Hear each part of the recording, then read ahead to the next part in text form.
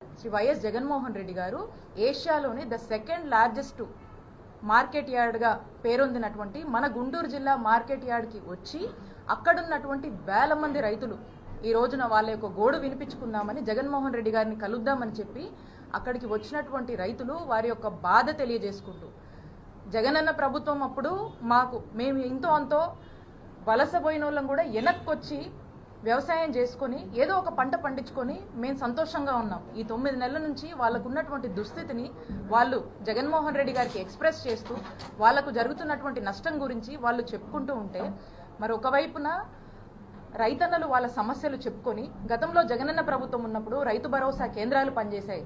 విక్రయం నుంచి విత్తనం నుంచి విక్రయం వరకు కూడా మరి అలాంటి ఫెసిలిటీస్ ఒక సిస్టమ్ని తీసుకొచ్చి అవకాశాలు కల్పించి రైతుకు చేదోడుగా వాదోడుగా ఉన్నటువంటి జగనన్న ప్రభుత్వాన్ని కొనియాడుతూ ఈ రోజు ఉన్నటువంటి వాళ్ళ కన్నీటి గాథల్ని ఈరోజు జగన్మోహన్ రెడ్డి గారితో చెప్పుకుంటూ ఉంటే మరి ఈ కార్యక్రమాన్ని ముందుగానే ఇదొక ప్లాన్ చేసి ఈ కార్యక్రమం గురించి ఇక్కడ ఉన్నటువంటి ఆఫీసర్స్ అందరు నోటీసులు కూడా పెట్టి జగన్మోహన్ రెడ్డి గారు రైతులకు అండగా ఉండి వారి యొక్క బాధను ప్రభుత్వం దృష్టికి తీసుకువెళ్ళాలి, ప్రజలు సమస్యల్లో ఉంటే ఒక ప్రతిపక్ష నాయకుడిగా ఈరోజు జగన్మోహన్ రెడ్డి గారు గుంటూరుకు వస్తే ఏం జరిగిందంటే చూస్తున్నారు మీరందరూ.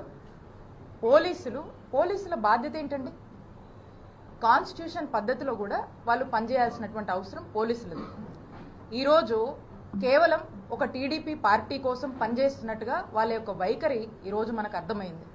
ఈ రోజున ఒక ఎక్స్ చీఫ్ మినిస్టరు దాదాపు 40% కన్నా ఓట్ షేర్ ఉండి ఒక ప్రజాదరణ కలిగినటువంటి అత్యంత ప్రజాదరణ కలిగినటువంటి నాయకుడు ఒక పెద్ద పార్టీని రిప్రజెంట్ చేస్తూ ఈ రోజున గుంటూరుకు వస్తే కనీసము వారి యొక్క Z+ కేటగిరీ సెక్యూరిటీ అంటే ఏదైతే ఒక ప్రైవేట్ సెక్యూరిటీ అతనికి సంబంధించినటువంటి ఒక ఫిజికల్ సెక్యూరిటీ ఏదైతే పోలీసులు మినిమం ఇవ్వాల్సినటువంటి అవసరం బాధ్యత ఉందో అది కూడా ఈరోజు ఇయ్యనటువంటి పరిస్థితి.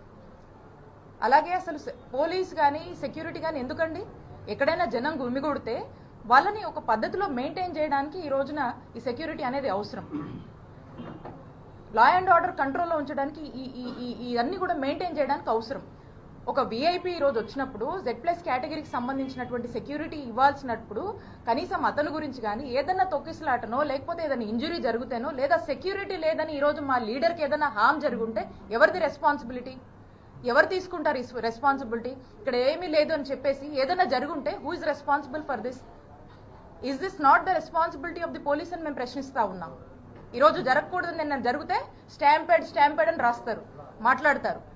మరి ఈరోజు ఏమన్నా తొక్కిసలాట జరిగి ప్రజలు ఇబ్బంది పడి ఉంటే ఈరోజు వేల సంఖ్యలో తరలి వచ్చినటువంటి రైతులకు ఏదైనా ఇబ్బంది జరిగి ఉంటే ఏదైనా ఇంజురీస్ జరిగి ఉంటే ఈరోజు ఏం జరిగి ఉండేదండి?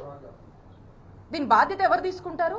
I'm asking, it is not the fundamental basic responsibility of the police to react on this? ఎందుకు పోలీస్ వారి యొక్క బాధ్యత తీసుకోలేదు? I demand the SP, DIG గారు, ఐజీ గారు, డీజీపీ గారు దీని మీద ఎక్స్ప్లెనేషన్ ఇవ్వాలి మీరు. ఎందుకు ఒక ఎక్స్ చీఫ్ మినిస్టర్ ఈజో టూర్కి వస్తే ఒక ముందుగానే ఒక షెడ్యూల్ ఇచ్చి ఒక టూర్కి వస్తే ఎందుకు where you expecting some harm would have to happen to them or some stampede if something